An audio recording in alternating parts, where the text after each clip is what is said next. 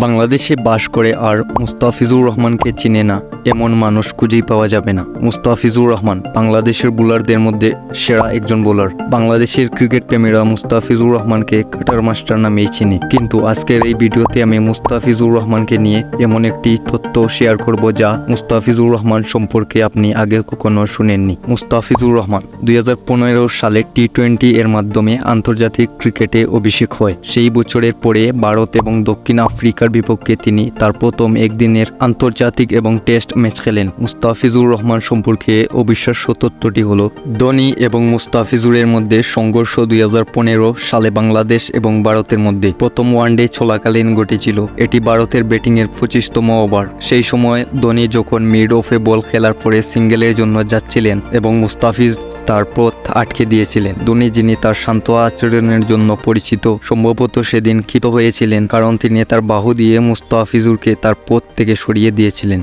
এমন ঘটনার সঙ্গে মুস্তাফিজুরের জড়ানো এটাই প্রথম নয়। এর আগে রোহিত শর্মার সঙ্গে একই ধরনের ঘটনায় জড়িয়েছিলেন তিনি। পরে ধোনিকে তার ম্যাচ ফির 75% জরিমানা করা হয় আর মুস্তাফিজকে 50% জরিমানা করা হয়। এটি আমার সম্পূর্ণ নতুন একটি চ্যানেল। ক্রিকেটের ইন্টারেস্টিং ভিডিও পেতে আমাদের চ্যানেলটি সাবস্ক্রাইব করে আমাদের সাথেই থাকুন। ধন্যবাদ।